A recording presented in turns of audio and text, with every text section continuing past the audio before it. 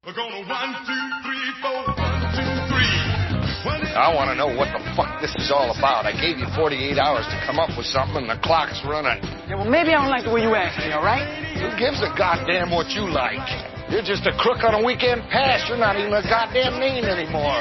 But get this, man. We ain't brothers, we ain't partners, and we ain't friends. And if Gans gets away with my money, you're gonna be sorry you ever met me. I'm already sorry.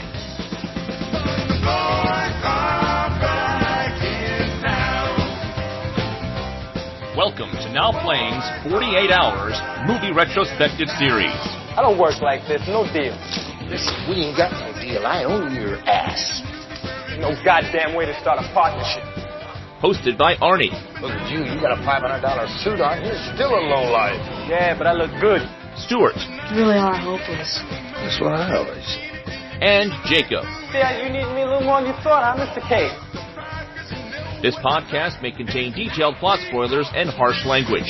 Jack, tell me a story. Fuck you.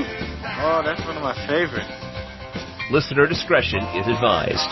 Bullshit attitude and experience is what gets you through. Come on. Come on and experience some of my bullshit.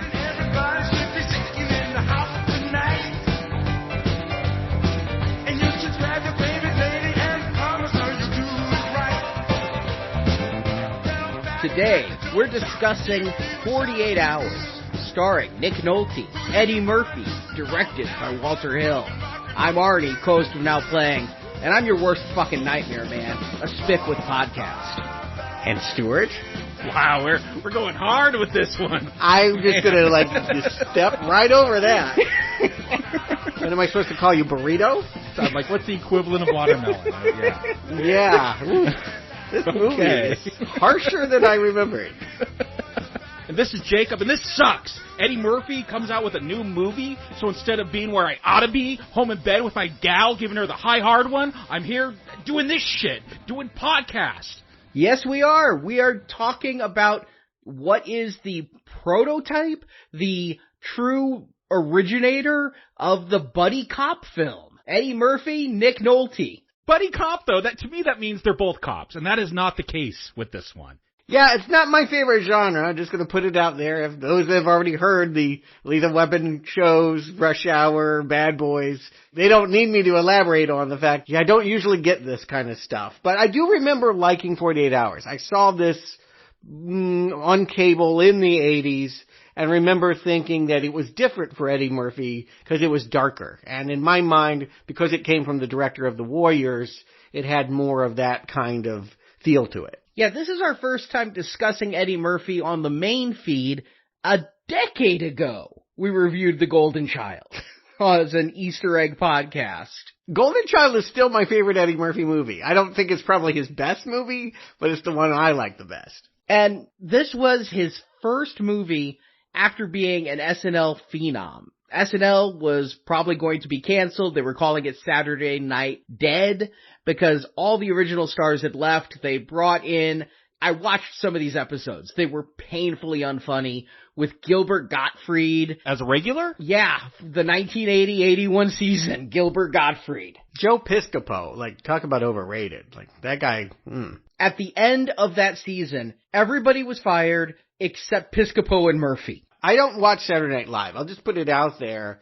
I see bits, I see skits, but I don't think I've ever even sat down and watched a whole show. Yeah, thank God for YouTube, so I could just see the good skits, and I don't have to sit through everything, something I would do in high school. And I do remember, I in high school taking a video production class where you mostly just watch movies, and every once in a while you'd actually pull out a camcorder and have to film something. But I remember the whisperings, oh, did you know Eddie Murphy? Maybe they were showing us some Eddie Murphy movie, and it's oh, let's do his Mr. Robinson thing, and from SNL. I never knew before then that he was on SNL, but it was this big deal that Eddie Murphy had done that, and tapes going around to that in that class, just cracking up at it. I mean, you can't overstate his importance to SNL. He'd only done it a couple of seasons, but NBC found him so valuable. He was incredibly rich before doing 48 Hours. He had a palatial mansion, is how it was described by one of the writers of 48 Hours. Because of SNL? This is before Raw, this is before everything. Yes.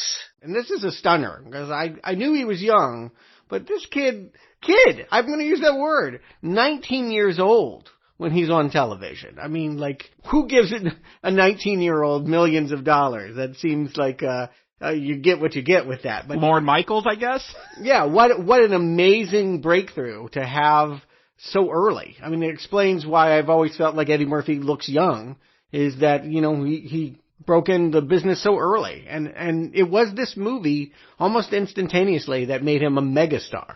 I don't think he looks as young as he is when I saw SNL. You know, he looked mid-20s. I think he was able to play older very well. But yeah, 19 in 1980 when he went on TV. And you talk about this making him a star. I've never seen this one. I know 48 Hours. Oh, it's an alleged classic. I guess I'll let you know what I think at the end of this show. But I remember seeing commercials for this all the time, just playing on TV all the time, like on a Saturday and stuff. Or maybe it was another 48 Hours. I don't remember. But there's 48 Hours. I remember seeing the commercials all the time, but never sat down to watch it. I saw this film probably in 85 or 86 on video. I'd seen Beverly Hills Cop and some SNL with Eddie Murphy, but after Beverly Hills Cop, I wanted to be Eddie Murphy. Not a movie star, but Axel Foley and who he was on stage in Delirious.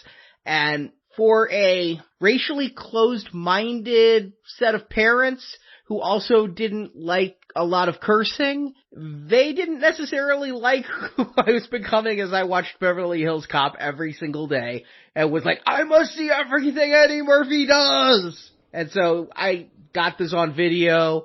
I was 12, a little young for it, but I remembered really liking it. I hadn't seen it that often, though. I can't remember the last time I watched it. 20 years, maybe more. So I was very interested to revisit this. Agreed. And again, as someone that is a fan of director Walter Hill, I like Eddie Murphy okay, but I haven't really gone back to his old movies, and I definitely don't see the new movies. His good stuff.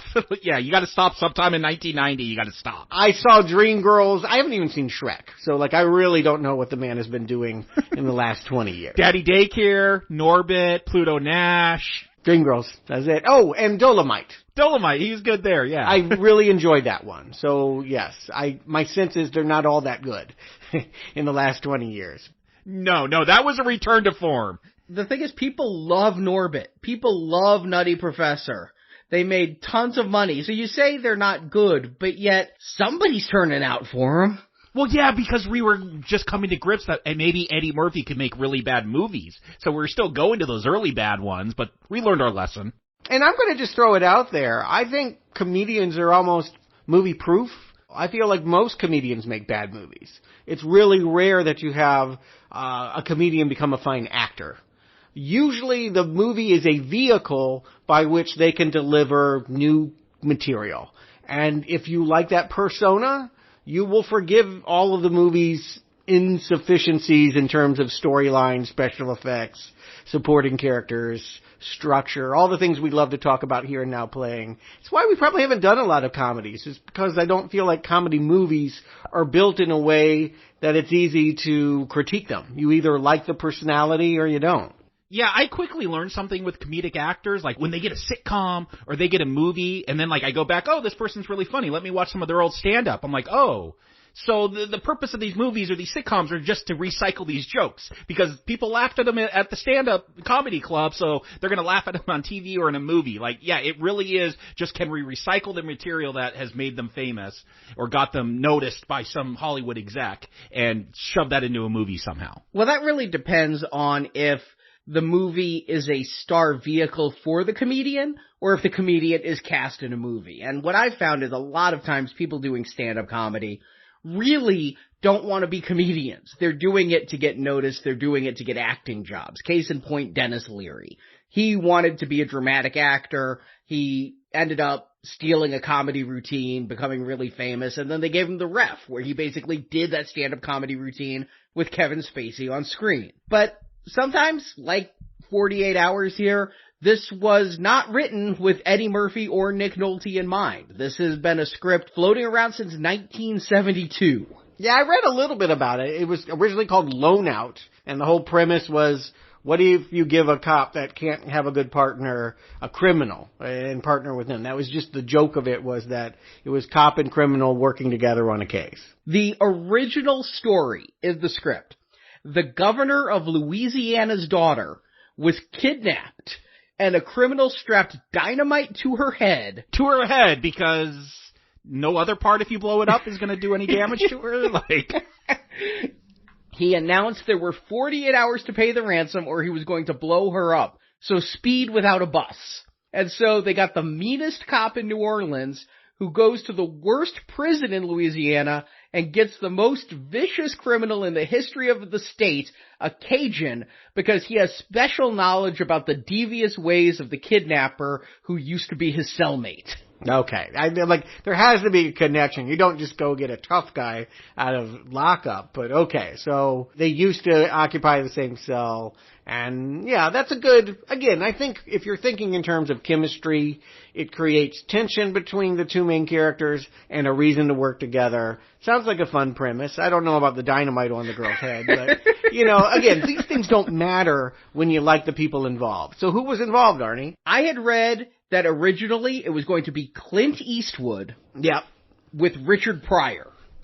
Okay. I could see that Richard Pryor was the black actor, black comedian you would get in the late 70s, early 80s. He was a superstar. If it's going to be Richard Pryor around that time, though, you got to have Gene Wilder. Like, they were the ones always teaming up. Yeah, you wonder why they would mess with Eastwood. But Eastwood is a huge star and brings a different mix. Well, he had Dirty Harry, right, at the time? If you're trying to bring a crime element into it, if one side is funny and one side is dramatic, you get the right balance, because you don't want it to become farce. Or if you do, you want Gene Wilder. And Clint wanted to be the convict in this scenario. I think that's interesting, because he was. I mean, people think Dirty Harry, but Dirty Harry was an anti-establishment cop in some respects. He just took the outlaw man with no name persona and then gave him a badge. That's sort of what makes that series so unique, is that nobody really liked Dirty Harry and he liked nobody. So in that way, he could still be a man alone, apart, not part of the system. Yeah, making him the criminal makes some kind of sense. I don't know about Richard Pryor pulling off cop, though. I don't think that would work. Yeah, and Eastwood wouldn't play the cop because this is a Paramount movie and he didn't want to piss off Warner Brothers where he was doing Dirty Harry. Mm-hmm. But this kind of sat around and turn around, and the convict that Eastwood would end up playing was in Escape from Alcatraz. Mm-hmm. That's true. He did play a prisoner in that movie. And so this sat on a shelf for a long time, but Walter Hill had been involved since 72, and then Walter Hill got the idea, what if we start this up again with Nick Nolte? Okay, I got a question about Nick Nolte, because we talked about him with Ang Lee's Hulk. That was post that mugshot that came out of him. Like, I feel like I'm familiar with that version of Nick Nolte, but I do feel like he's a generation earlier than me. In a lot of ways, he's like Warren Beatty, where it's like just movies just before my time when I really got into him. Like, he feels like a more dramatic actor, not someone I would associate with action or action comedy. So it's a little weird seeing him here for me. Here's the thing that people don't even associate with him anymore, but like, People magazine did give him Sexiest Man Alive. Believe it or not. We think of him as the crusty, over-the-hill hick. That mugshot, I'm telling you. But yes, in the 70s, I think it was three things. There was a TV miniseries called Rich Man, Poor Man. I have no idea what it's about. I've got two guesses. Yeah, I was going to say, it's about a guy with money and a guy without. But that was back in the day when a TV miniseries could reach a very broad, much bigger than movies, kind of broad audience. 50 million people would stay home and watch Rich Man, Poor Man. So you could be a big star in that way. Then he did a football kind of drama comedy, North Dallas 40. And Peter Benchley, the guy that wrote Jaws, his next book was adapted into this, sea diving, treasure hunting movie called The Deep, and Nick Nolte was the star. So he was about 5 years of being a leading man when he was cast in this. I always think of him as Krusty because when I got to know him, first was this, then was Down and Out in Beverly Hills. He always seemed like a grumpier Gary Busey to me. Yeah, it's a good comparison. They do have a real similar look and kind of vibe and give no fucks attitude. I believe both would be drunk on the set the whole time. It turned out, according to the writer who wrote some journals, Nick Nolte is a very kind guy, really nice, although he does enjoy vodka with his orange juice in the morning. But apparently he was not the incoherent drunk on set that I would have assumed him to be all the way through Hulk and after. No, he's definitely had, I think, good dramatic work. I mean, I do think he's had more success later in his career. He got Oscar nominations and built a different brand. But back then, it was an interesting moment. It was the rare time when people were actually thinking he was a handsome, young star like a Robert Redford. Which is, again, that's so not how I think about Nick Nolte. But that was kind of what they were going for in casting him as a cop. And with Nick Nolte and Walter Hill attached, this film was greenlit, but still want Richard Pryor. Of course. I mean, but what? He's too busy doing The Toy and Superman 3? The Toy would open the same day as 48 Hours. I saw that, yeah. Oof. I know I was at the Toy opening weekend. I was not at 48 Hours. I saw The Toy in theaters. I don't know if it was opening weekend. That is true. I did see it in theaters. Who knows when it was? Yeah, I'll second love The Toy. I didn't see this movie until much later.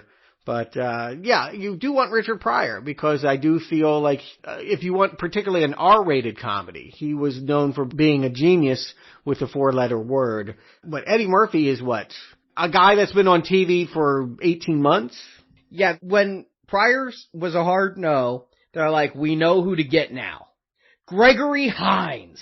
Who? The tap dancer. Like, he was on Broadway mostly. He did White Nights and, he ended up doing kind of a buddy cop thing with Billy Crystal, Running Scared. I don't know if you remember that one. Oh, okay. Yes. Yeah, I don't know why Ben Vereen wasn't the third choice there. Yeah. So we have a very short list of black actors. Sidney Poitier is way too damn old. And so we got 3. And then we got this kid. This one only came up because Walter Hill was dating Eddie Murphy's manager. Oh, well, hey, that's not a strange story in Hollywood. Like, so many jobs happen because somebody's dating somebody. Okay. Yeah, so he got to see a tape, probably never had watched Saturday Night Live before, saw that this guy could do a Richard Pryor impersonation really well and said, okay, we'll take fake Richard Pryor. Yeah, so he was brought out and, I mean, he was not paid a king's ransom. I think it was something like $200,000 for filming the movie. He had to show up late because he had to finish filming Saturday Night Live first. I did look that up. I wanted to know, like, there's no way they got the same amount. Nick Nolte got $1 million. Eddie Murphy, got $200,000. Something tells me that won't hold when we get to the sequel. And Paramount hated Eddie Murphy. Hated him. Take a guess as to why. A 21-year-old kid that, is used to doing his own bits on television suddenly has to read a script. No lines, repeat scenes from different angles. Like, it's quite a transition, frankly. If you're not an actor, if you're a comedian, the comedian's realm is on the stage. They're in control. You go on a movie set and suddenly you're taking orders. Yeah, he apparently was really bad. Really, really bad during the first days of shooting. And not funny. Was that most of the scenes then? Because that's how this film came across. Like, do we know what was shot first? Because his performance is a surprise to me in this. The stuff that was shot first ended up being all reshot. Oh, okay. It was that bad. We don't even see the real, this is before we have deleted scenes on a Blu-ray. Yeah, we'll never know how bad those first weeks were. Paramount said, fire Murphy or we're pulling the plug. Hill said, fire Murphy and I walk. And it wasn't because Hill loved Murphy. It was because Hill said, if I let the studio make this call, they're going to make every call for the rest of the picture. I just have to dig in my heels and say no on this one, or they're going to make me their bitch the rest of the film. Right. But then secretly, Hill got an acting coach on set. Yeah, I've heard that Nick Nolte helped him a lot because, again, I think about it. Like, you show up on set, you didn't learn your lines, you're going to riff, you're going to improv, and you have no idea what's happening in the movie. They don't shoot these things in sequence, so you don't know what is going on in the plot. And so what I hear is Nick Nolte did a lot to help Eddie maintain where his character was in the storyline. And I think they rewrote it so that Eddie could play off of him more, that it ended up being more of a sort of sparring match between the two. Yeah, what they had was, there's a number of writers on this. Roger Spottiswoode was the one who wrote the very first script, Dynamite on the Head. He also directed Terror Train, just for the record. Walter Hill got it and rewrote it with Eastwood in mind. Then it was sent to Stephen E. D'Souza, who works on, like, everything. Yeah, a lot of action movies. Commando and Die Hard were the big ones. I guess Hill hated whatever D'Souza wrote. And so he, without telling D'Souza, hired Larry Gross, who I don't really know much about him, but he's written a lot about 48 Hours that's out there if you want to read daily journals of the filming. I did read them. And Larry Gross was secretly hired to be on set every day, rewriting the script to be to the actors. Mm-hmm. What Hill and what Gross have said is this movie isn't improv. What would happen is sometimes Eddie would come up with a line of improv, or Nolte would, and then they'd take it, refine it, put it in the script, and then they'd say it. Nolte has gone out and said this movie's mostly improv, but it may just be a different definition. Yeah, regardless, it sounds like that script is changing every day. I could see how Nolte would call that improv. And Hill knew this story was nothing tremendously original. He was saying while filming, this is going to live and die based on the chemistry between our two leads, because the plot, what's the plot? Yeah, I mean, again, I make that argument about most comedians' movies. You don't see it because of the plot. You don't see it because of the tightly choreographed structure of it all. Like, no, you see it because you like that personality. And yeah, the fact that they had faith enough in Eddie Murphy to go through with it, even after he was delivering bad takes, probably had to do with the fact that whenever he delivered a good take, it was lightning in a bottle, right? I heard that they totally redid what's now known as the redneck bar scene, was something that was originally written as like a black club. And they realized that Eddie Murphy is at his best when he's dealing with animosity. Yeah, and that is the best scene in this film. So they got something right. Apparently, after that scene was filmed, Hill just looked over at producer Joel Silver and said, "I'm rich." He knew this movie was going to make him a lot of money. How old is Joel Silver? He's involved. This guy is like a vampire. He's just been around forever. This was one of his early films. This was his film coming off the disaster of Xanadu. Yeah. And it is a huge hit. It stomps all over The Toy. The Toy made about $50 million. This ended up grossing, all told, it came out in December, kind of a weird time, but we're covering it in December, $80 million, which is, it doesn't sound like a lot, but that is blockbuster. There are... Oh, for 82? Yeah. One other comedy at that time made that money, and that was Porky's. Well, this was also before video was widespread, and it was just a slow grosser. It opened against two comedies, The Toy and Airplane 2, and came in third. And yet it had legs and just kept going. But Stuart, you keep calling this a comedy. This is not a comedy. It's Eddie Murphy. It's got to be one. I think that is the surprise when you go back to it. You're right. You're absolutely right. And again, it was what I remembered liking about the movie was that Walter Hill brought some of his action verve that in his best movies I've enjoyed, but you cast Eddie Murphy into anything, and I think it's hard to not call it a comedy. Even Golden Child was like a horror movie that they just forced it to be a comedy because they realized it's Eddie Murphy.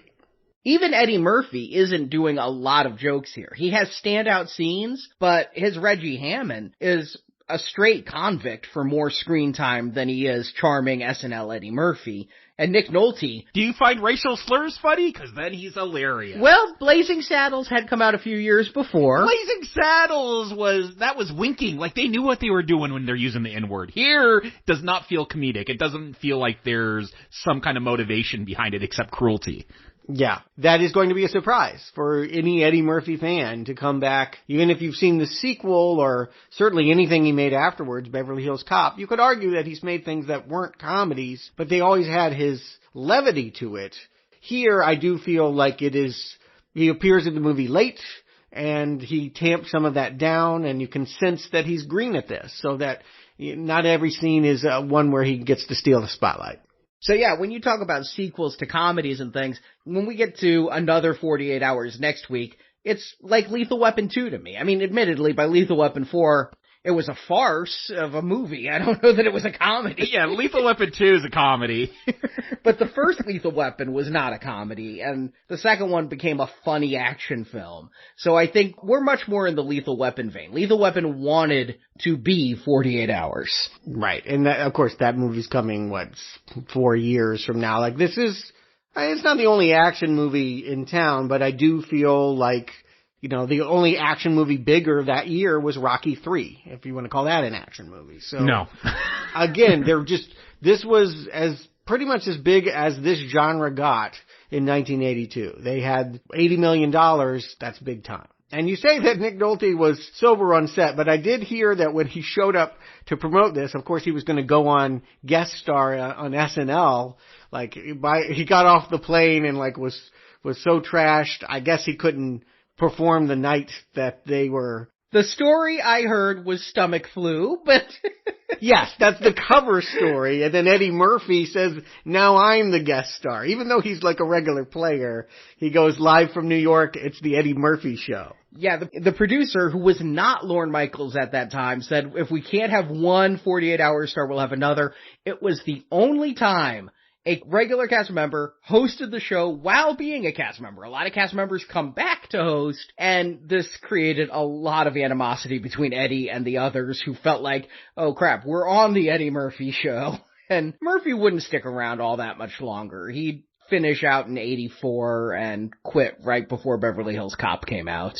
Yeah, this movie opened so many doors for him. He started cutting comedy albums. They'll have Trading Places the next year and musical albums. Yeah, right. I mean, party all the time for Eddie in those early days. You got to think that this is where it began. But should it? If it's not a comedy, Arnie, give him the plot and we'll figure out what happens in 48 hours. When not fighting with his girlfriend Elaine, played by Annette O'Toole, San Francisco cop Jack Cates is on the hunt for cop-killing escaped convict Albert Gans, played by James Remar, and Gans's accomplice Billy Bear, played by Sonny Landham. It's a real big run-on sentence, but Jacob, I included the girlfriend, so there's your personal drama not skipped in my plot summary. It's so bizarre to see sexy Annette O'Toole in this film. I know her as Martha Kent from Smallville. It's weird. Yeah, but she was sexy Lana Lang. I guess she played Lana Lang in Superman 3, yeah. Gans is going to skip town as soon as he gets the money from a previous heist, but he doesn't know where the money is. One of his accomplices was Reggie Hammond, played by Eddie Murphy. Hammond stashed the cash, but then got arrested for the job. He served 2.5 years of a 3-year sentence. Another partner in the job was Luther, played by David Patrick Kelly. Luther knows where Hammond put the money, so Gans kidnaps Luther's girl Rosalie, played by Carrie Sherman. Cates goes to Hammond in prison, and Hammond agrees to help Cates find Gans, but Hammond needs to be out on the streets to do it. So Cates gets Hammond released from prison, a 48-hour-long release. Of course, the racist cop and the black convict don't get along and even get into a fistfight with each other. Hammond leads Cates to the money, which he'd stored in the trunk of his car in a parking garage, but Luther got there first. They follow Luther and get close to catching Gans a couple of times, but Gans kills Luther and takes the money. Defeated, Cates is about to take Hammond back to prison when he has the idea to once more check the apartment of Billy Bear's girlfriend. There, Hammond and Cates find the criminals. Hammond kills Billy Bear. Gans takes Hammond hostage, but Cates shoots and kills the murderer. The case closed, Cates tells Hammond he can keep the stolen money, and he drives Hammond back to prison to serve the rest of his sentence as credits roll. And as they start, I said Lethal Weapon wants to be this movie. They stole this score, man. They stole it. They should be in jail for 3 years with Reggie Hammond. They stole it. I mostly agree with you. I feel there's more steel drums in this score, but there's still that saxophone. Hot sax and timpanis. Yeah, it had some island feel to it. I'm like, where are we? It took me a long time to realize we're on the West Coast. I'm like, oh, okay. Farmland. It's cows, horses, and a chain gang building a railroad. Didn't know they were doing that in the 80s. That feels retro. But, I mean, it makes sense if you're going to have a breakout scene. This is a way of doing it. We have Billy Bear. I remember him mostly as the Native American from Predator. That's the only thing I know him as. Yeah, I checked the credits to be sure. I'm like, I think that's the guy from Predator. And sure enough, He's referred to as Tonto. There's a lot of racial epithets in this movie. Yeah. But that fight is all just a cover so that they can emerge from their wrestling match with pistols drawn and breaking out of prison. I will say this, because I feel it right from this opening scene. This movie's only like 95 minutes long, and I do feel like at times they just let that camera roll. Like, let's get some extra B footage. We're going to have to pad this out, or they had to throw that in later. But I do feel like a lot of these scenes just go on longer, especially if this is a modern movie. This breakout seems to take a very long time. Especially, and I keep waiting. I'm like, okay, Eddie Murphy's going to be one of the criminals in this chain gang. Nope, like, this is just setting up the plot, and it goes on longer than I expected. They cut a lot out of this film, so it's not like they were trying to meet a certain running length. So they had lots of footage. Yeah, they had a lot more than was filmed. Some was even put back in for the TV edit because they had to cut out so much cursing. They had to find other ways to pad the movie out. But this scene, we're introduced to our bad guy Gans, James Remar, and he wants his money, so he kills some guy on a park bench because I guess he didn't have the money, and now he's shaking down Luther, who David Patrick Kelly was also named Luther in The Warriors. And we'll find out that guy on the park bench is part of their gang. I thought he was knocking people off so he could keep all the money for himself. It gets confusing because we'll later learn that some rich salesman had their credit card stolen. I'm like, is that him? No. That's what I thought. Yeah, because, I mean, he's just a rando on a bench. We never see him alive. He's just dead on there, and he stole a credit card so he could hire a couple of sex workers, so I thought that was the guy. And it's not until the police station later, they're like, this is a member of Gantz's gang. And the bullet matches the bullets that were shooting the policemen at the chain gang. Here's all you really need to understand. There's a pile of money somewhere. This guy went to jail, and now that he's busted out, he and Billy want their cut, if not the whole thing. And so there are 3 other people in their gang. One they just shot on a bench. One who has a girlfriend they're going to kidnap and tell her, poor Luther, you've got 48 hours to find that money. And then the person that knows where that money is and can get to it is also in jail. Well, Luther knows. Hammond told Luther where it is. Yeah, that's what makes kind of no sense. I thought that, like if you knew where $500,000 were and you were a thief. And you telling me there's a parking garage in San Francisco that's not opened on weekends? It was too late that night. I think it was open weekends. It was just not open at 2 a.m. Go on Sunday. More to the point, if you know where $500,000 is, you steal it and you go away. And you've done it long time before. Like, it's been sitting there for 3 years. The only reason I can take that Luther doesn't take the money is because he's trying to live the straight and narrow life. He doesn't want to be a criminal anymore. Yeah, because he has no problem getting that money. When he has to go get the car, he just drops Reggie's name and they give it to him. It's not like he couldn't get the car at any point in those 3 years. Well, when we're first are introduced to Luther, he's talking to his girlfriend about how they're saving up to buy a carpet, and he wants to just be very economical, and he's like, what do you want me to do, steal for the money? He, I do think, is trying to not be a criminal anymore, probably because of this girl. I'm doing a lot of projecting here, because Luther and his girlfriend don't matter, and at the end of this film, can either of you tell me if this girl's alive? No, I don't remember what happens to her. Yeah, I don't think any of the female characters matter here. I mean, once we get to our hero, ostensibly our hero, Jack Cates, like, they're gonna set up that he has this girlfriend and problems, and I think that's all just to let us know that Jack doesn't get along with other people. It's not that they got a relationship that will be hammered out by the end of the film. Yeah, what's so weird, I'm waiting for that moment between Jack and Reggie where Reggie dispenses some relationship wisdom. Like, there are moments where they start, I thought, oh, he's going to get the advice from the convict of how to have a good relationship with his girlfriend. Nope, that never happens. Not in this film. Women are all goals in this film. Or hookers. I feel like most of the women are hookers in this film. Yeah, is it even like women or is it just sex? I mean, like, they're objectified to the point that, like, every woman in this is just a sex object. Like Annette O'Toole, that's her introduction, is as Elaine. Like, Jack just goes over there to spend the night with her and have sex. But Jack is going to try to work things out in his gruff, grumpy, I'll yell at you even if you're right kind of way. I mean, I don't think he's got a problem. She's the one that's unhappy. He's getting what he needs. But she still cares about him. For reasons. Yeah, again, like, let's just stop talking about women in this movie, because there's nothing to say. They are, in fact, ornaments to be kidnapped and used as bartering and sex objects, sex workers. And to shoot. Yeah, well, kill them if you must, but yes, it's completely about the boys here. It's not, the boys and girls aren't back in town, only the boys. Correct, yes. Jack is established here as a man who is a loner and is trying to hustle in on a job for two other cops because I guess he's got nothing else to do. He's just like, let me hang out in this hotel while you investigate this car that was rented with stolen credit cards, which is, of course, going to turn out to be Gans and Billy Bear. Am I the only one who was really amused by Gans watching that old cartoon right after having sex? What was that? There is so much of that cartoon in this. Space Kid? I've never heard of it. It looked kind of like a Bullwinkle-ish thing, but maybe they made it up, or maybe it's... I thought they were going to get into these themes like these men. Well, I guess men do ignore women in this film because they don't matter, but like, yeah, he has hired a sex worker and she's cleaning up and trying to talk to him. And he's just watching this cartoon and I was waiting for that to mean something, and I don't think it does. If you're hiring a sex worker, do you really care about her ambitions? Well, here's the thing, like, she'll later make a report, and I thought they were getting something there with character where she says, he seemed to be more interested in killing the cops than he was in getting in her pants. So they're alleging maybe something about his sexuality, a point that gets completely dropped. But this shootout, the two cops he goes and visits, one has a receding hairline. The cop's name, I'm not even positive it said. Algren is played by Jonathan Banks.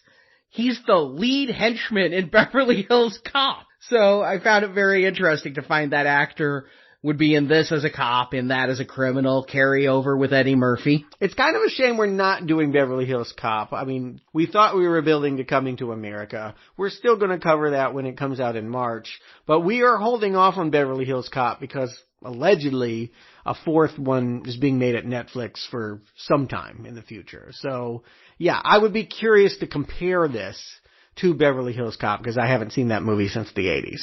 I haven't seen the movie in a couple of years, but I can recite every line and know every actor on site if I see them from that period, as Jonathan Banks here is.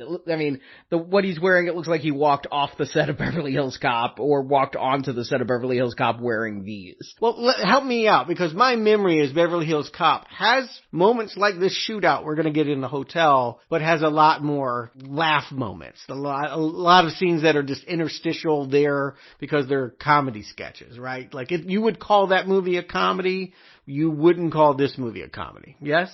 I'd call that an action comedy, whereas this I'd call an action. Okay. Yeah, there's nothing funny about this shootout scene. It's just a straight shootout. And again, I think it goes a little bit too long. You know, the two cops go upstairs and gunfire breaks out. One of them gets shot. And then Nick Nolte's character, Jack, goes upstairs and he doesn't find anyone. Then he goes downstairs. And there's a lot of backtracking in this film. Like, it starts here. Like, you're kind of right. Like, that's why I feel like this is padded. Like, they're going to go to one hotel, then have to go back there at the very end. Like, it's not great action. It's also weird because, yes, we've been spoiled by the future movies where they hire martial artists and people that are going to get in stunt rigs and spend 5 days, you know, hanging off the side of a truck so they can film this amazing stunt.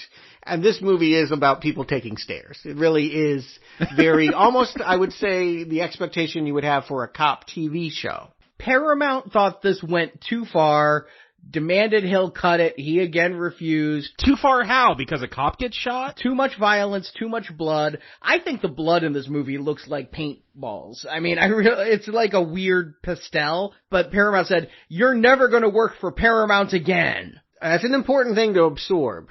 In 1982, this movie would be shockingly violent. Mm-hmm. Wow, they thought this was shocking violent. Like, yeah, this violence never shocks me, especially with the language it's got to compete with. Again, my reference is this feels like something that would be on television. Yes. Obviously not for language reasons, but in terms of anything else, I would expect it to be an episode of Starsky and Hutch. Having watched a lot of Hunter, Remington Steele, Moonlighting, you would never get blood on a shirt. You'd see like a black hole on a shirt.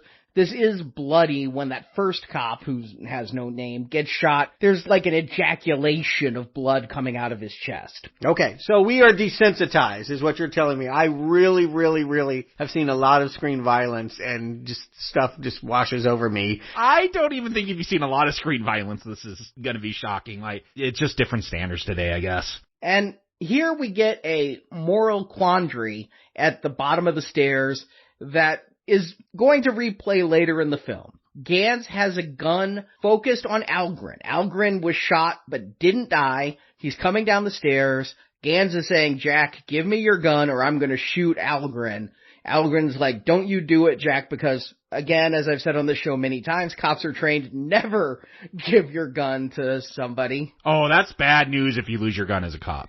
And Jack gives him his gun, and Gans kills Algren anyway using Jack's gun. Yeah, I guess it would mean more if, like, they were partners. Like, if you had built up the idea that these were partners, now he doesn't have a partner, and... Well, that's what's so weird is, to me, Jack is the loner. He doesn't have a partner. He's going to drive that beat-up car. He's kind of tagging along with these two other cops into this apartment building, but then he has enough feels for these other cops to give up the gun? Why have that other guy? Why have Van Zandt? Why not just make him and Algren working this job? This formula wasn't refined yet. That exact thing would happen later on, is the cop's partner would be the one to die early on. Right.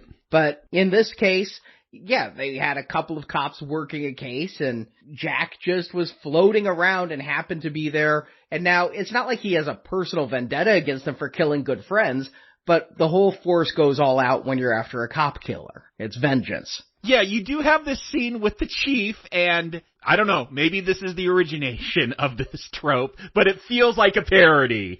It is, but it feels like a parody because Frank McRae, who plays the captain here, he also played the captain in Loaded Weapon 1 and Last Action Hero, both of which were parodies of these. That's right. I thought he was the Last Action Hero, which he does this same thing. Like, I guess that's why they hired him. It is so funny. Again, you gotta have that racial tension, so it's a black chief, and he's just screaming. I guess that's what chiefs do. I'm not a cop. I don't know. But, like, they're always just screaming, and to me, it's just funny because it feels so cliche. Nick Nolte is a hot dog. He just kept screaming he's a hot dog. I don't know what that meant, but I was hungry. I can tell you that. Yeah, but he says, like, we can't make it look like we're in the revenge business. Like, so go after these guys, but what? Like, again, I feel like if this is a prototype, it's obvious because they're missing a lot of the key little pieces you tag onto there. Like, this doesn't feel like a revenge police flick for a couple cops getting shot, but they kind of set, like, why would you put Jack on the case if you don't want it to feel like revenge? Like, this feels like a loose cannon. Yeah, and it doesn't feel like it should have been written by 3 different screenwriters, too. Or were they doing what the other ones were setting up? But I feel like some of this stuff is basic, and they're not getting it. I think some of this it's almost impossible to follow the captain's entire diatribe, but he says things that, like, because he is a hot dog, and hot dog has been working real well for him, he's got to do things his own way, but if you don't nail this guy and make us all look good, you're going down. So I think the captain's, like, ready to fire him.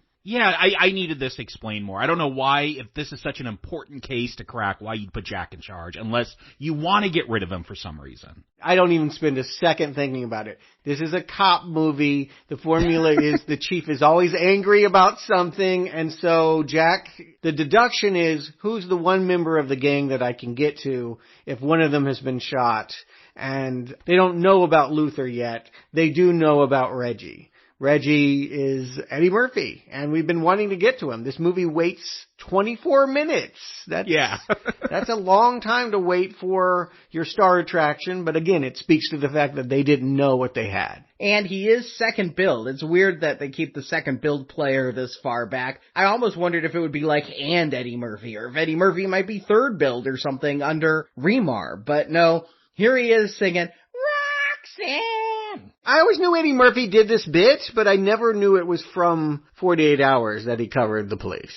I didn't know if the joke was because he's doing it real high-pitched, which Sting sings it, I guess, kind of high-pitched, but I didn't know if the joke was supposed to be you thought a girl was singing it or he's just singing it really bad. I think it's supposed to be he's singing it really bad. And it's the police. And it's about a hooker, which is the theme of this film. And part of it is that he's in jail. We think that he should be serving time, but he looks like he's on vacation. He's in a lounge chair wearing sunglasses, cranking his Walkman.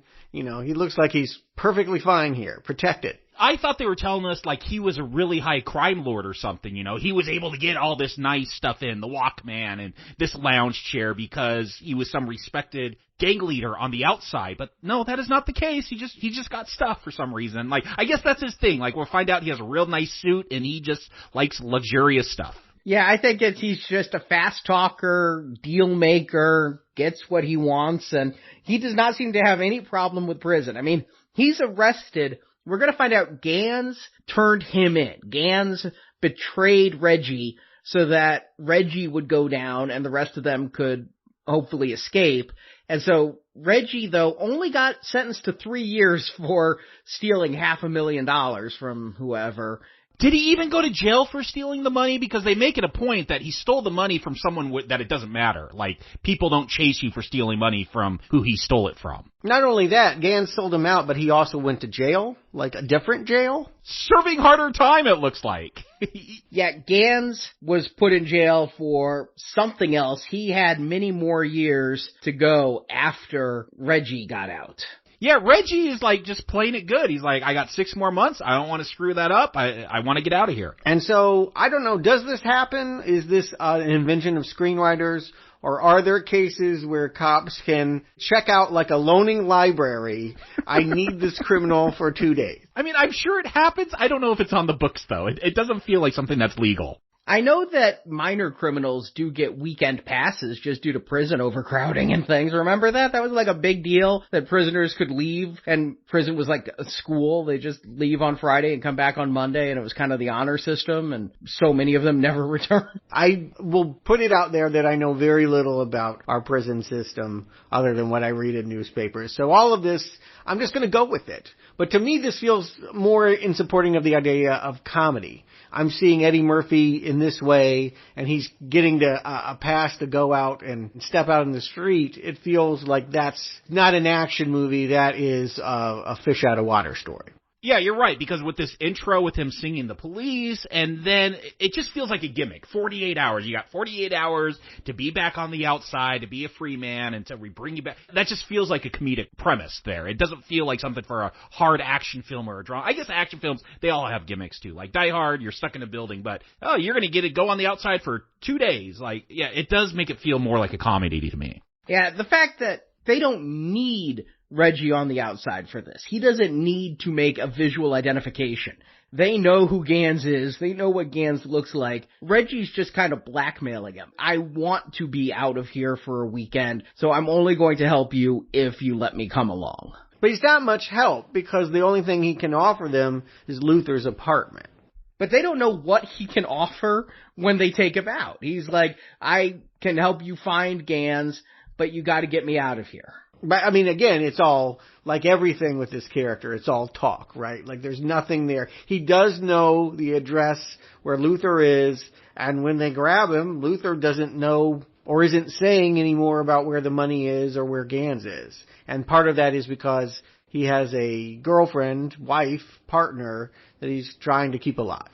It is one of Eddie Murphy's first real funny moments. Is Nolte doesn't trust him, calls him convict, calls him watermelon, calls him the N-word. And so it's one of the old tropes that the cop goes in and the non-cop is told to wait in the car, handcuffs Reggie to the steering wheel, Luther's getting away, Eddie just hits him with the car door, and it's like, oh, that really looked like that hurt. It does feel like this is Eddie Murphy testing out material I've seen him do in many other films. Yeah, it's proto Eddie Murphy, just like maybe this is a proto buddy cop film. Yeah, I feel like, oh, he did do some of this stuff in Golden Child. Again, that's my reference. I know it's a silly one. It's a stupid movie, but like that's the one that I watch the most. So it feels in a lot of ways like I'm seeing somebody work through how to apply their skill to the movies. This is how I'm going to do it, and we're watching the dress rehearsal. Yeah, do we ever get the Eddie Murphy laugh in this one? Like, I kept waiting for that. Yes. Much later in the film, you get the Okay. It's at the very end. Yeah, most of the time he's like, That's what I thought. Like, yeah, if it isn't here, it was very late. But yeah, there's comedy here. It's just maybe we don't think this stuff is funny anymore. I mean, is Watermelon a joke? Yeah, here's the thing. Like, I don't know if you guys ever saw DC Cap starring Mr. T. Oh, I love that movie. Like, I watched that about a year ago, like, cause I had fond memories of it as a kid. And oh boy, that has some shocking, like, I must have seen it on TV. Like, I can't believe my parents would have let me watch that. Like, I guess things were just different.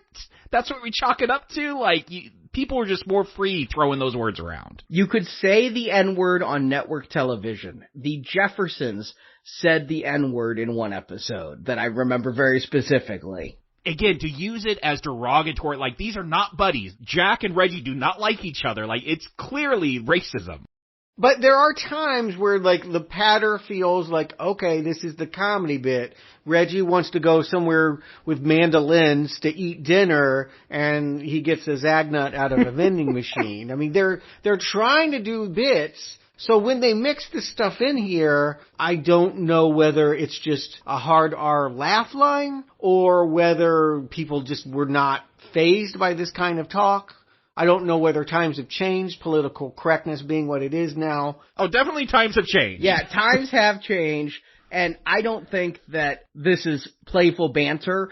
This entire movie is basically a dick measuring contest between Nolte and Murphy. Which one is dominant in the situation? And Nolte being the cop and Hammond being the convict, he obviously thinks he's dominant. He owns Reggie because he's the one who checked him out of prison. But Reggie's gonna push back on that at every chance. And so I think Nolte uses these terms like watermelon and N-word to put him down, to make him feel weak. Yeah, I definitely agree, because again, you called out Blazing Saddles. I think that was making commentary on the racism inherent in the Western genre that was popular at the time. Here, because they set up this thing, it's clearly, again, an odd couple film. I don't want to say buddy cop, because they're not both cops, but it is an odd couple, and it's black and white, and cop and criminal, and Nolte definitely feels like he is superior because he is this cop and he's dealing with a criminal, but the way he chooses to voice that, it's all based on Murphy's race, and so it just feels mean-spirited. But when you say odd couple, I do have to laugh, because Nolte's the slob, right? He's just a complete disheveled mess. And when they let Reggie out of prison, he has a $900 Armani suit waiting for him that he's going to wear the whole movie. I mean, he's fastidious. And I thought that was going to play up to something, like maybe that was supposed to be the joke, that even though he's being called the N-word, he's the one that does have more class than Nolte, but I don't see Nolte learning any class by the end of this film. You definitely would structure this where they are better people for having gone through this 48 hours together. Yeah, I don't get that sense. And I don't see that any of these screenwriters got a good handle on how to dramatize that. I think that gets missed. There's a scene at the end. Where Nolte somewhat atones, and specifically apologizes for saying watermelon and the N-word and things. Yeah, he apologized, but again, does he learn a lesson? Is he able to get back together with Annette O'Toole at the end of this film because he learned some class from Reggie? Like, again, I don't know what happens to O'Toole at the end of this film. I think what Reggie said is, some of that was you being a jerk cop, but some of that came from someplace else. And Jack was like, yeah, you're right. Here, I'll make it up to you. Go bang that woman. So I do think that they had it in there where this was Nolte coming to terms and realizing some of his racism isn't exactly correct. Now, it's underplayed, but it's there. Right. And reciprocally, yeah, Reggie is on a, quote, trim hunt here at the beginning and keeps getting stomped on. Eventually, yes, his frenemy, he's going to allow him to get laid before he goes back to jail. So there's some of that, but I guess I would just argue I would expect more personal growth throughout the movie. And it's kind of, with Eddie Murphy, I knew what to expect. I'm a little disappointed in Nick Nolte in this movie. I thought, dramatically speaking, he is a good actor. he isn't seeming to do a lot here. He's flustered, and he's sloppy, and he's cranky, but I don't feel like he's a character. The first big scene where we get them together, after this whole Luther thing, is they go into this redneck country bar. I get it's the 1980s. I don't know if those would still exist in San Francisco. San Francisco. I just want to underline the fact that San Francisco... In the Mission District, which, again, maybe the Mission District was different in the 80s. It was not a place you wanted to hang out in the 90s. I know that. You're not hanging Confederate flags in the Mission District. No. Yeah, all of this is just a fanciful way. You mentioned Blazing Saddles earlier. This is totally like, how do we do the scene where the black sheriff is going to shock the white townspeople? Here it is. And it is the best scene, though, because of that. It's a knockoff of that Blazing Saddles scene, but it is the best part. It's the closest we get to the Eddie Murphy I know. Yeah, this is the best scene. This is the star-making scene. This is the Eddie we're going to see in movies for 10 years or more after this point, This is Axel Foley coming to life right there. It's all attitude and bullshit is what Jack tells him going in, and Reggie says, I don't even need a gun. You're right, it's attitude and bullshit, and he's gonna take charge of this entire Western bar and get 3 guys up against a post and get some information on Gant. Yeah, he's smashing mirrors, throwing glasses, you people are rednecks, that means I'm enjoying this shit, and I'm enjoying it at this moment. I was trying to think about what it would be in 1982 to see this on the big screen, too. We had already had 2 decades prior Sidney Poitier do this in the heat of the night. But of course, Sidney's always got the dignity. He would never use the N-word. I mean, I know Guess Who's Coming to Dinner is a comedy, but he's not really the funny one in that movie. So I feel like what Eddie Murphy is doing is a marriage between Sidney Poitier, black leading man, and Richard Pryor, the foul-mouthed comedian. Like, he's taken 2 distinct black archetypes and married them into something very new. It would feel very fresh to see this guy on screen in this way. And I think that's part of what Paramount didn't like, is they thought, and this is Walter Hill's words, they thought the only funny black was Richard Pryor. I mean, if you were going to be a black person and funny, you had to be Richard Pryor. That's the only one that can do comedy. Well, no, I mean, you had to rip off Richard Pryor. You had to be a Richard Pryor imitator. Oh, okay, I see. And this is Eddie Murphy doing himself, doing a version of his SNL stuff. And so Paramount didn't find this funny. Whereas Walter Hill's like, I need to edit this scene really fast because Eddie's going to be jacking up his price after this. Right. And again, he is definitely stealing the movie away from Nick Nolte. My struggle with this film is that it's not an equal pairing. Like, you want someone that is just as strong on the other side. I guess there's always the Danny Glover, right? There's always one star that's a higher wattage than the other. But I feel like Nick Nolte is out of his element. Like, he thought he knew the movie he signed up for, but in the end, it's the Eddie Murphy show. And here's my problem. It's not the Eddie Murphy show. After this scene, it kind of gets dragged down again into this action film. Like, I never feel like Eddie Murphy gets another scene like this one. Yeah, agreed, he doesn't. And the movie would be better served if they had tailored the whole thing to be like this, right? I mean, that's the mistake of this movie, is they didn't make every scene on this comedic level. But they didn't even know they were going to have Eddie Murphy when they were writing this. Oh, hindsight 2020. Of course they didn't know, but I'm just saying, in retrospect, boy, this movie would be a whole lot more entertaining and probably make more money if they had if they had designed it to be the Eddie Murphy star vehicle that it's only sometimes pulling off. Yeah, they went back, they fixed that, and it's called Beverly Hills Cop. Right. Okay. Again, if I saw that, next week, that would be helpful. Like, I kind of would love to see the tinkering that would go on, and how do we take this hit and make it even better? That's what you're telling me Beverly Hills Cop is. Yes. Beverly Hills Cop is somebody seeing this and saying, yeah, and keep in mind, Beverly Hills Cop was written for Sylvester Stallone, so there was some rewriting going on. But sure, again, we'll talk about that someday, I hope. I'm sure we will when that 4th Beverly Hills Cop movie rolls along. But in the meantime, you're right. We're now back sort of in a substandard cop movie in which they're investigating old girlfriends who live above Chinese jewelry stores. And, hey, there's Tasha Yar. Yeah, Denise Crosby. I was surprised to see her swinging a bat here. I'm confused. I know it's San Francisco, and these are 2 women living together. Are we to understand that they are lesbians? I know they're called a derogatory term for lesbians later. On the set, they were referred to as the 2 dykes. Okay. Again, Eddie Murphy will get in trouble pretty soon into his career with the language and statements he makes about gay people, but this movie seems to hold back on it. He's here in San Francisco and he doesn't make San Francisco gay jokes.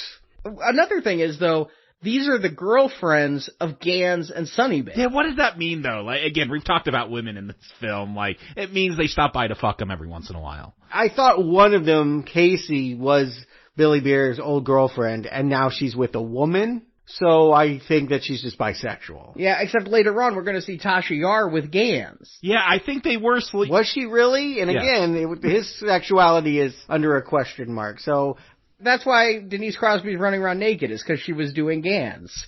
So. Okay. Again, it's incidental. This movie is not concerned about what supporting characters are as characters. That's just, they don't care. It's not that kind of movie. We shouldn't try to dig any deeper than the screenwriters have. Doesn't this feel like it's supposed to be comedic? Like, Jack and Reggie enter, and these two women, they're like, we don't believe you're a real cop. Like, the whole time, like, no one ever believes Jack is a cop, and he's always got to pull out that badge to prove it. And I don't know, I feel like there should be some kind of commentary or joke going on, but it's not there. It feels like something's there, but it's all missing throughout this film. Yeah, is it the idea that women got the upper hand on this tough guy? I'm not sure what the joke is, but I agree with you. Yeah, if that was a joke that happened to Jack throughout the film, that would be funny, but it's a one-time thing here. I agree with you. It does feel like a different director. That's what I'm wondering. And no slight against Walter Hill, because I like some of his movies, but I wonder if you had gotten someone that had been more versed in,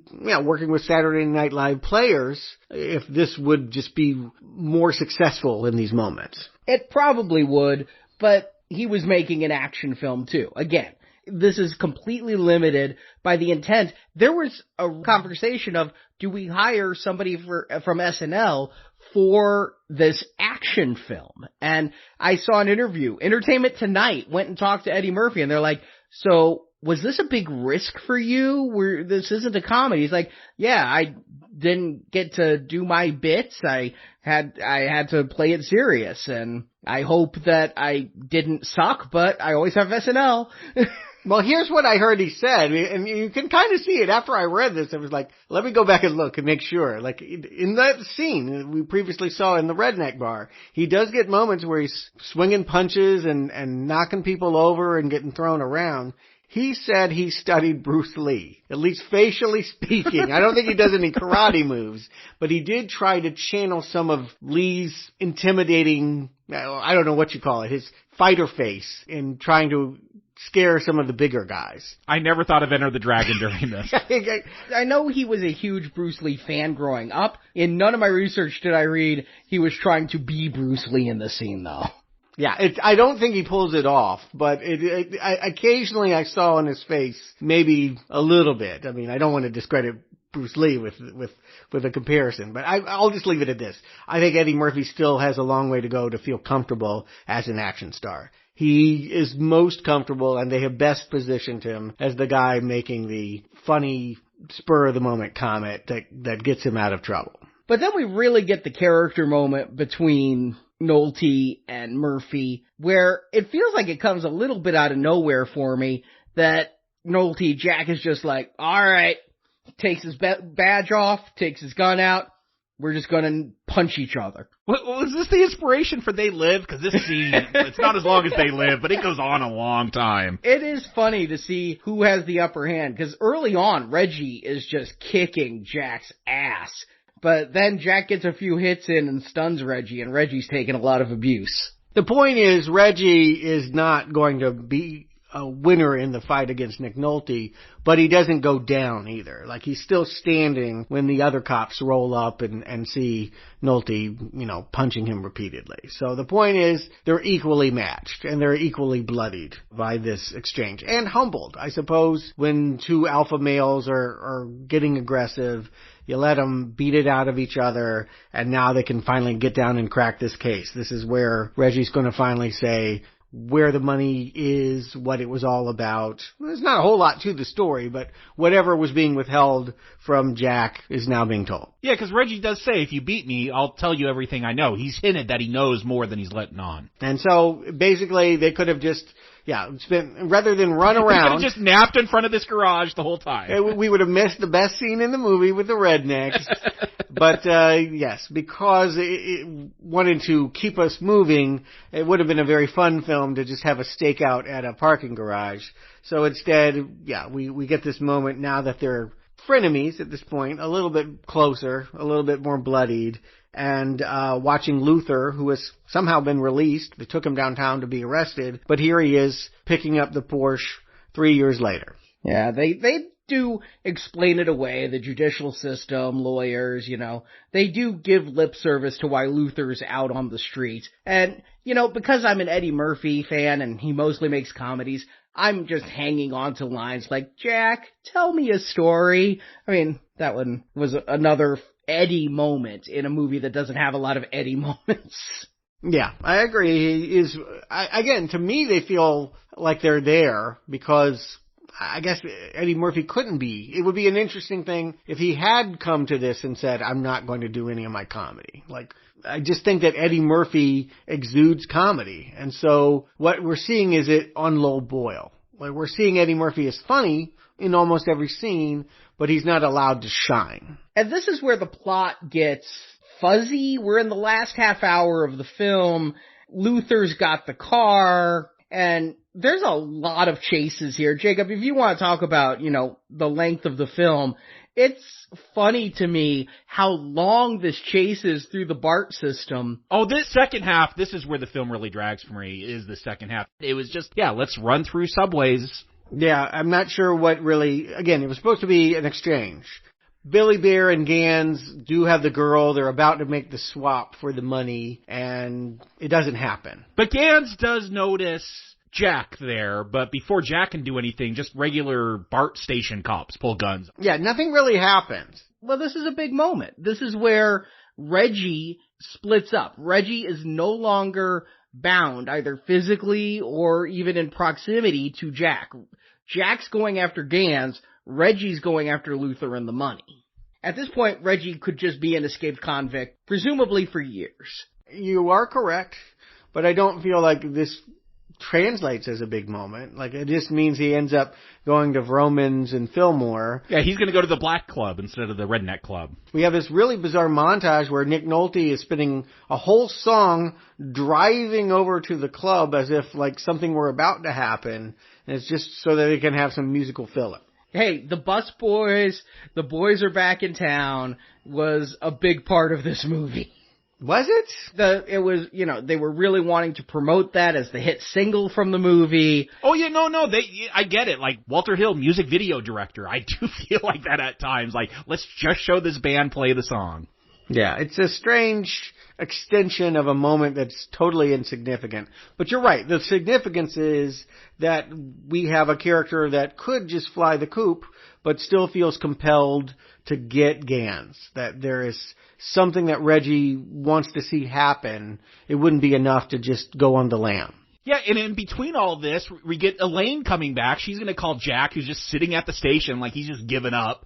And Kehoe, this other cop. The guy who the same year would be a replicant in Blade Runner. Brian James.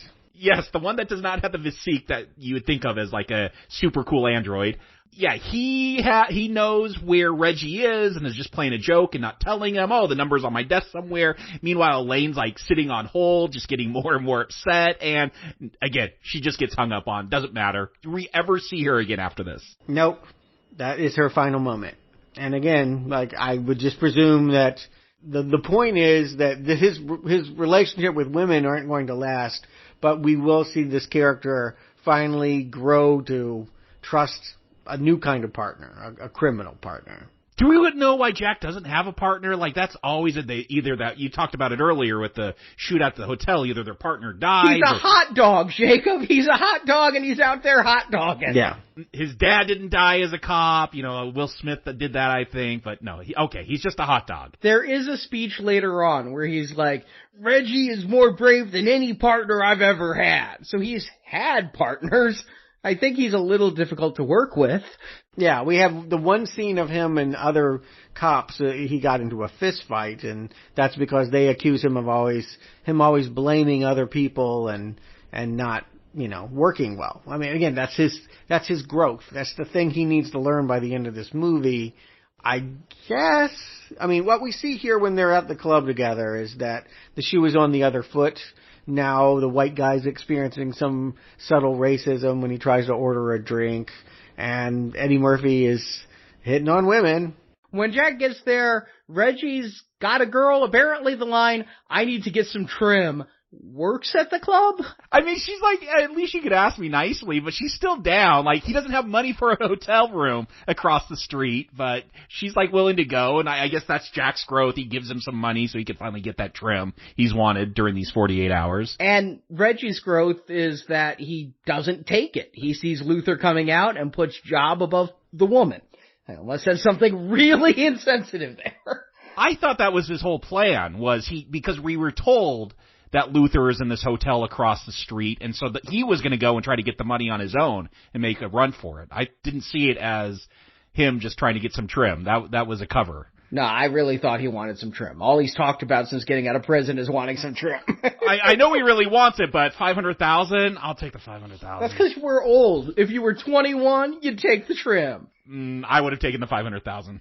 You could buy a lot of trim for that. Just so people know, trim is an 80s slang for it's not a very nice one for vagina. Go to your Urban Dictionary, people. And then we get this scene that I remember being much bigger than it actually is. The one thing I remembered about my original viewing of 48 Hours was it had this incredible bus chase where the bad guys had taken over. I remember the whole thing getting shot up and running through traffic. I might have confused this with the Clint Eastwood movie The Gauntlet or other movies that involve a bus. I interpolated it with maybe The French Connection, other 70s, early 80s period movies. It is not as dramatic as I made it in my mind. I'm just so confused at this point because obviously, they probably shot the bus driver, Billy Bear and Gantz, but there's a bus that's been stolen. San Francisco, what is up with your police? It feels like they should be on top of this. Gantz gets his money back, but shoots Luther anyway, because Gantz is a psychopath. This girl that Luther did it all for, we never see her again. Did Gantz shoot her? Did Gantz let her go? Yeah, they just ditched this bus, we're told, so who knows? Maybe she stayed on the bus. This is my point about women in this movie. We don't even care enough to give you an answer about them. Who's thinking about the women? But she's the one Luther did it all for. This woman, of all women. Yeah, I think in the original script, this is the woman with the dynamite on her head. I want to know if she lived. Yeah, again, something got strategically not thought about throughout this film, and it had to do with any female character. And it is frustrating. And it is something that wouldn't happen now. It's something we can definitely mark down as of its era. No matter how, dude-centric any movie made today is, we would not have women this ornamental. We would at least know what happened to her and if she lived or died. Some of the stuff that was cut was Annette O'Toole stuff, so there was more there to help flesh that out. And as it is, I guess it just means that Jack cares about something, or that every single character in this movie wants trim. That might just be the point of it, is that's what Nick Nolte and Eddie Murphy can really relate on, is we both want a woman that we can utilize. Yeah, I don't want more Annette O'Toole. I can honestly tell you that wouldn't help me like Nick Nolte more. I don't like Nick Nolte in this movie because Nick Nolte hasn't come up with something interesting about his police detective. There's usually something redeemable about them that you're like, oh, okay, this is why they're that way. I never get that feeling with Jack here. Let's just say, though, 1982, there's something to be said about just being cool. And I think we've got two different kinds of cool here. There's the Dirty Harry kind of, I'm a bad cop, but I get the job done, Nick Nolte. And then there's the slick, fast-talking Reggie Hammond. And I think that coolness, as paper-thin and lame as it is, can connect an audience to root for characters even without character development. What's cool about Jack, though, he's not a great shooter, not a great fighter. Like, I haven't seen any great action scenes with him, so I don't think he's cool that way. He's kind of a racist and a bigot and just a mean guy. I don't find that cool. If they had gotten their original choice, Clint Eastwood, then you would have had that star power. You get Nick Nolte, and I'm sorry, but you don't just get to walk on and say, hey everyone, I'm Nick Nolte. You gotta earn it, right? He isn't Harrison Ford. He hasn't been in other things that make me love him for it. I think his gruffness, I think his fuck it all attitude could come across, again, at the time when Dirty Harry was a big thing, could come across as heroic, whereas today we look at it differently. Well, he's not solving problems because he's getting yelled at by the chief again. Gotta get back to that. I mean, that chief, I can't understand half of what he says. I hope this actor went on to work with Nolan. But we get the moment where Jack stands up for Reggie against the chief and, hey, I'm going to take you back to prison, but first, let's just backtrack. Let's go back to this hotel. Let's go back to these bars before we go to prison, because they find out the bus was ditched in Chinatown, and that's where Billy Bear's girlfriend was. Yeah, it's worth pointing out the 48 hours are up. Yep. So, there's no reason for Jack not to go and take this guy back. But Reggie, for some reason, because he's great with women, he knows all about trim. He knows that these bad guys have gone back to their women, and therefore Jack's going to trust that hunch and give us this random climax. Well, part of it is Reggie doesn't think that they'll really be there. He thinks it's Finn, and Jack's like, I could just take you back to prison. And he's like, oh, Chinatown. Let's go to Chinatown. I mean, anything to prolong his freedom. But he's right. And again, that's, for reasons, because it just makes it easy to now have the climax here. And with two bad guys, it means that there's someone for each of our heroes to take on. Reggie gets the Native American. Because he brought a gun to a knife fight, so he wins. I do like Eddie Murphy's acting here. It's the one moment where I feel Eddie is acting, is he's standing there and he doesn't want to shoot Billy Bear. His hand is trembling with the gun in it. He does not want to kill Billy Bear, but Billy Bear is coming at him with the knife, much like his character's death in Predator, where he just stands there stupidly as the Predator kills him. He walks forward. I don't know if he thinks Reggie doesn't have it in him to shoot, but he walks right into the gunfire. Yeah, I mean, the guy's physically imposing, so I think that was some of it. But yeah, it was a drawn-out, dramatic moment that lets us know that Reggie, up to this point, was not a killer. I mean, he's in jail for committing robberies and snitching and what have you, but he has not killed anyone. So this may be the first time he's ever done that. And it feels like it because of the way Murphy plays it. But we then end with a replay of the opening scene. Gans has a hostage that Jack cares about. Someone Jack has worked with. Gans is using Hammond as a human shield. And this time, I like how Nolte plays this. He just walks with such confidence. There's no hesitation. There's no fucking around. He walks in like the Terminator. Oh, he just walks up and shoots him. Yeah, I love that confidence. He's like, you are not gonna fucking do this to me again. I'm gonna walk up, and Jacob, you said you've never seen him be a good shot. He shoots Gans over Eddie's shoulder, and that's a hell of a shot to make with a pistol. Yeah, but again, in these kind of movies, you establish then that Jack is like a bad shot or something to set up that tension. Like, yeah, you got that little hostage scene at the beginning that's kind of similar, but that cop didn't have a gun to his head from Gans. Gans was pointing a gun at the guy and going to shoot him. I think this is the equivalency. But Jack wasn't going to hit that cop if he shot back. I get what you're saying earlier about coolness being cachet. I wish Jack were as cool in the rest of the movie as he is in this moment. He does have a really good, mean face when he's walking through the neon and the smoke and all of that, but he's not playing the same character I saw in any previous scene. Yeah, it does feel like he's got a determination to him, and I wasn't sure where it came from, but it was like a cool, heroic cop ending. I wish he had done this the whole movie. It might have given Murphy something to play off with more as well. He would have looked less like a redneck racist and more just like a hard-ass, a hard-boiled detective. Well, Murphy had something else to play with. That lady from the club Jack takes Reggie over to, I guess, her apartment. Yeah, I love that. Yeah, this woman, Candy, she's going to wait 6 months for him to get out. She's really got low standards. I mean, like, I've got no money, I just got out of prison. Okay. He's got that Armani suit, though. Yeah, I mean, he's got the suit. He knows that works for him. And a Porsche. Yeah. There's a story there, right? How he got the Porsche. Maybe we'll get it in the sequel.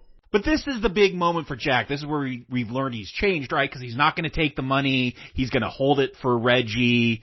You know, maybe I'll ask for a loan for a new car, because that car he's got is pretty beat up. But he's not going to run with the money and screw Reggie over. So I guess that's the big character moment. I was shocked. That's a bad cop thing to do. I mean, I have not seen Nick Nolte run afoul of the law until that scene. Yeah, but they pad this by saying this was stolen from people that the law would never look for this money. So I'm guessing it was stolen from a drug dealer or another criminal, something like that. Who's paying attention to the plot at this point? Again, they're friends. It's all about, like, they've worked it out. They're now buds, and in 6 months, who knows? Maybe they'll work another case together, or maybe Reggie will commit another crime, and next time Jack will have to investigate him. Well, that's for next week. Until then, Jacob, Stewart, did you have an enjoyable 48 hours? Jacob. This one was a real surprise to me because I've been told it's some kind of classic. It's Eddie Murphy, so I'm expected to laugh a lot. And I didn't laugh a whole lot outside of that redneck bar scene, and I wouldn't consider this a classic. Like, sure, maybe it's a prototype for Lethal Weapon, but there were these kind of films before. The year before this one, Nighthawks came out. Have you seen that, with Sylvester Stallone teaming up with Billy D. Williams to go after Rutger Hauer? Yeah. There were films like that, and so maybe standards were just different when this came out in the early 80s, like what counted for or funny or for action. I don't know, for me, and again, it doesn't have to be real tight, especially if it's a comedy. It doesn't have to be tight. I look at Blues Brothers, which I love. Like, there's no plot to that. We're just going to drive around and crash cars and sing the blues for 2 hours. Like, that's all that film is, and I love it. Like, I can meet a film on that level. Like, if it's just outrageous and funny or just great action, yeah, who cares about this plot? Who cares what happens to Annette O'Toole? Like, I'm not going to ask him those questions, but this one, I don't feel like has that kind of chaotic energy where I'm just going with the vibe of it. I am getting bogged down with the story and trying to figure out motivations and why do we keep, let's go back to this bar and let's go back, like, we can't even track a bus, like, we got to be told, like, that crashed in Chinatown later on. Like, it just seems like bad cop work, which is always a problem for me. Go back to those Lethal Weapon reviews, like, shocking that police work in those films, like, not great. So for me, it's not a horrible film. It's pretty mediocre. It's pretty, like, what I would consider standard for just a regular old cop action film, like Nighthawks. Like, that's just not my genre. Like, they're fine, I guess. I know people really like that stuff, and if you're one of those people, you'll probably enjoy this, but to be told that this is like a classic, and Eddie Murphy feels very uncomfortable for most of this film. Like, I don't know if this was my first time seeing him. I don't think I would expect him to go on to any other films. Like, he's got a couple good scenes and that's it. So for me, this was pretty disappointing. I was shocked that this was such a huge hit because, again, maybe it's changing times, and I'm not even getting bogged down with the racial language and all that. Just trying to look at it from a plot and character, and there's a lot left wanting for this. So again, I think there's definitely an audience like that just want to see people shoot at each other, but I need more. There's not enough here, so it's a weak not recommend. Stewart. Yeah, my memory was when we covered Lethal Weapon and I said not recommend to it, I held up 48 Hours as a better version because it was more raw and more dramatic, because it had a more sense of realism and danger and Walter Hill to it. Coming back, now I think, no, it's just as jokey, but the humor is more distressing because it's so, like, bogged down in the racial epithets and what have you. Spear chucker. I mean, like, things like that, and it's like, that's just a comedy killer. So I think that actually it's kind of a bland crime film, and it does not showcase San Francisco in the way that The Warriors showcased Manhattan. So, despite the fact that I got a few Ajaxes here, Luther is here, this is no Warriors. If you're going to like this movie, the only reason to see this movie, it is because it is the birth of Eddie Murphy superstar. And he is finding his footing here. I'm watching someone do a dress rehearsal. But I guess ultimately, what I would say is, since he is going to do this in other movies and they're going to be better, I don't know why you would need to endure what's not working in this movie to watch him. So for Eddie Murphy completists, maybe you want to see this, but I think I'd just rather wait and watch Beverly Hills Cop. I'm going to say that my feelings aren't strong either way, but if I must point an arrow, it's going to be down. I'm going to say mild, not recommend. And this is a recommend for me. I mean, I understand that there are script problems. I see them, and characterization problems, but they're not fatal. It's like the first gunshot Gans suffers. It knocks him down, but he gets back up and starts charging Nick Nolte anyway, even though that makes no sense, because again, you're running at the person with the gun. I have a lot of fun with this film, and I think so much of it comes down to the chemistry between Nolte and Murphy. And yes, a lot of the lines Nolte is given to say back then were terrible, and today are downright repugnant. Yeah, do you like Nick Nolte in this? I know you're an Eddie Murphy fan. Are you a Nick Nolte fan? I'm not a Nick Nolte fan. I like Jack. Okay. And so I think the way the two of them bounce off each other in that odd couple kind of way is where I have my fun. If you had replaced Eddie Murphy with Gregory Hines, I have a feeling this would be a really bad not recommend from me. If everything were the same, but it was Gregory Hines, I can't imagine it having that chemistry. That was kind of what I was getting at, is that Nick Nolte, you're saying you had fun with the chemistry. It's one man doing all the heavy lifting. The other guy is throwing really bad racist lines. I do feel chemistry, though, especially later in the film. I think as Eddie gets funnier, I feel Nolte playing along more, like Jack telling me a story. And I think that stuff was probably the stuff filmed later. Mm-hmm. And when Nolte and Murphy had a bit more rapport, and Murphy wasn't screwing up or forgetting his every line and probably pissing off everybody on the set. Right. Yeah, I agree with that. I agree that, Nolte gets better as Eddie gets better. And I grew up in the 80s. There's no word in here I haven't heard. They're terrible words. They're in a 40-year-old movie. I can roll with they used that language back then. It's not something I like to hear, but it's not something that's going to make me turn it off either. Again, I go back to Blazing Saddles as the best usage of this, but this is all over the place in movies of the 70s and 80s. Again, Mr. T, DC Cat. Shocking language. Oh boy, yeah. So, it's a recommend. It's not the strongest recommend. This is not Beverly Hills Cop, but it's a prologue to it, and it's a fun movie in its own right. I like Lethal Weapon better, the first one. But I like this better than, say, Lethal Weapon 3 or 4. Well, come on. Yeah, that was the weird thing, is I thought I would fight you on that, and now I'm like, I'm not sure what's the better movie. I mean, Lethal Weapon? Yeah, no, definitely Lethal Weapon 1 is better than this, but this is better than all the sequels. Yes, I kind of lean towards that. I don't feel like this one, by being grimy and dark and grungy, I don't feel like, again, I just don't think it's a good cop movie. And that's my big problem with it, is I remembered it as being a really good Walter Hill action movie, and it's Eddie Murphy trying out his material. That's the only reason to see it. Well, next week we're going to find out if they can improve on this formula. I'll promise you this, there's no use of the N-word. Right. Eddie Murphy is going to be a much different star when we get there. I think Nick Nolte is too. So I'll be interested to see how they recalibrate. I assume it's going to be, a version of the same thing, but these will be different actors coming back to it. They have a different quality 8 years later. I've never seen it, but I have seen the movie we're covering this Friday, and if you are a gold level donor, you can join us and help us take a look at Rosemary's Baby and those really strange eyes that it has. Yes, we are starting our gold level series, the last leg of our fall-winter 2020 donation drive. Here's the really good news. We're in the last leg of 2020 altogether, including our donation drive, where we're doing some classic demon horror. Rosemary's Baby, there's 3 of those, and The Omen, there's 5 of those.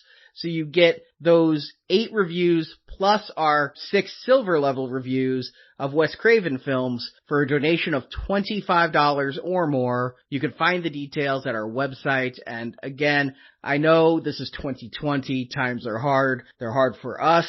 And I know it's the holidays when money is always tight. But if you can pledge, It really does make a difference to helping Now Playing keep going twice a week, every week, this entire year.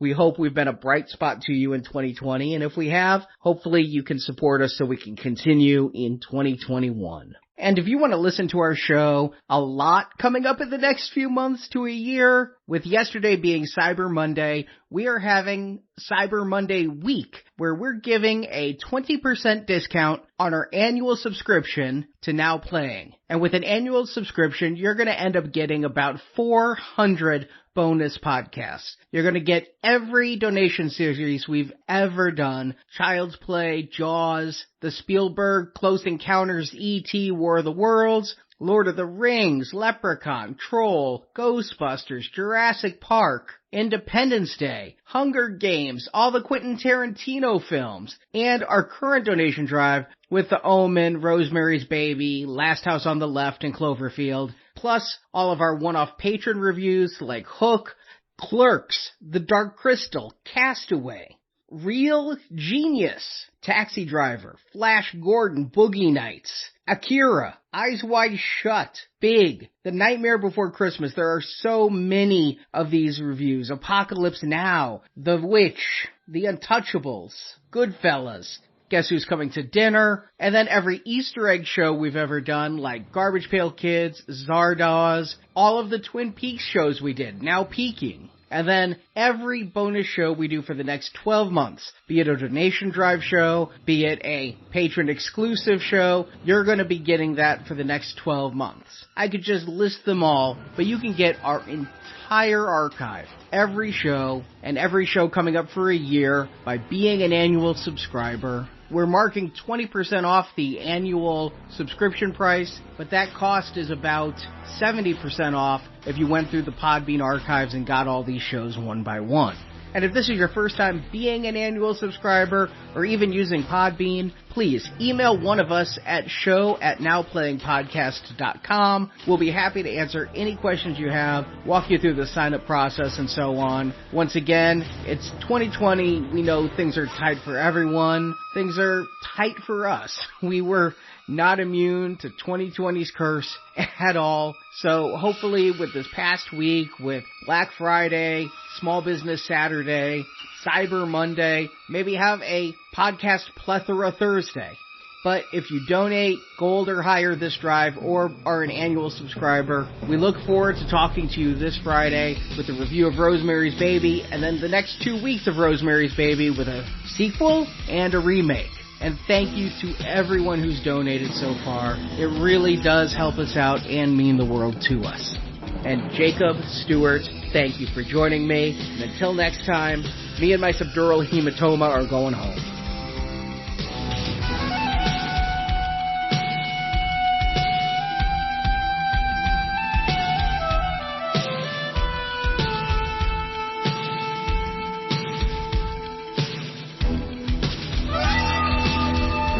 If I ever hear you crossing the line, I'll bust your ass. Now, Jack, now the both of us know I'm going to be an honest man from now on, right? But if I did decide to be a thief, what makes you think you can catch me? Thank you for listening to this episode of Now Playing Podcast. We hope you've enjoyed the show. Tell me how great you were. That was great. Should have my dick bronze. Come back to NowPlayingPodcast.com each week for another new movie review podcast. Let's see what we can fuck with next.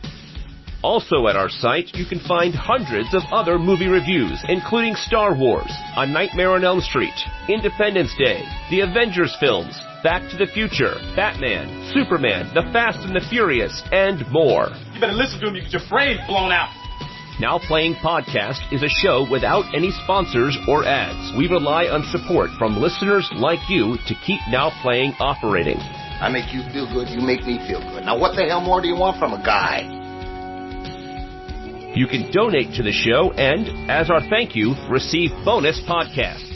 Over 150 bonus movie reviews are available to choose from on the Now Playing Podbean page, including Alien, Night of the Living Dead, Jurassic Park, Ghostbusters, Indiana Jones, Lord of the Rings, Psycho, Troll, and more. Find a full list of available bonus shows at nowplayingpodcast.com/donate. Look, man, I've been waiting for some money for a long time, all right? You can also join the Now Playing Patron campaign through our Podbean site. Patrons of $10 or more get a new exclusive movie review every month, plus even more perks, including one where you can pick a movie for our host to review. What do you want me to do? Go out and steal for the money? Find the details on our website. Thank you for a very pleasant day. You can help us out by leaving us a 5-star review on Stitcher, Podbean, iTunes, or your other podcast store of choice. You will keep your promise, right? You can follow Now Playing on Facebook and Twitter, where we post announcements of new episodes and where the hosts post movie mini reviews. Links to our social media pages are available on our homepage. Good thing your friends came when they did, Kate. Now Playing Podcast is produced by Arnie Carvalho. Might be a little more of a team player and a little less of a hot dog on this. Hot dog's been working real well so far. Associate produced by Jason Latham. I'm going to tell you something about this man. He's got more brains than you ever know. Got more guts than any partner I ever had. Now Playing is edited by Arnie. I have been having a very bad day. Now Playing credits read by Brock. But just because you say it with conviction, it don't mean shit to me. The opinions expressed on Now Playing are those of the individual hosts and may not reflect the opinion of Venganza Media Incorporated. Who gives a fuck what you think? Venganza Media Incorporated is not affiliated with the motion pictures reviewed or otherwise referred to herein. Did you hear a goddamn word I said? All movie clips and music included in this podcast are the intellectual property of the respective copyright holders. They are included here for the purpose of review and no infringement is intended. I don't have time for this. I gotta go to work. Now Playing Podcast is an exclusive trademark of Venganza Media Incorporated. Now Playing is a Venganza Media production, copyright 2020, and no part of this show may be reproduced, repurposed, or redistributed without the written permission of Venganza Media Incorporated. All rights reserved. I don't believe it. I got shot. You're done. End of story.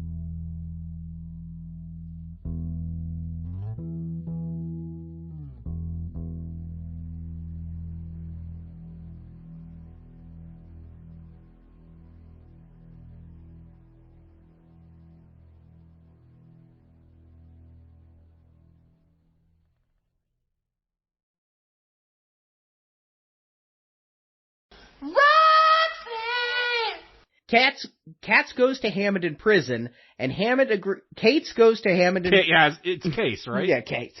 Cates go to Hammond in prison. I had a typo.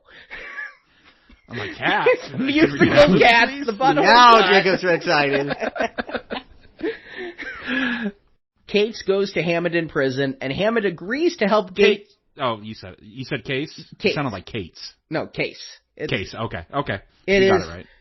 Cates is how it's spelled. You could just say Jack. Oh, okay. Yeah. My subtitles had Case. That's weird. Okay. Did you get them from online? Yeah, of course. Okay, usually they're untrustworthy. Usually they're ripped straight from the DVD. So that's what's Maybe weird. it was the Taiwanese DVD. Yeah. Roxanne, you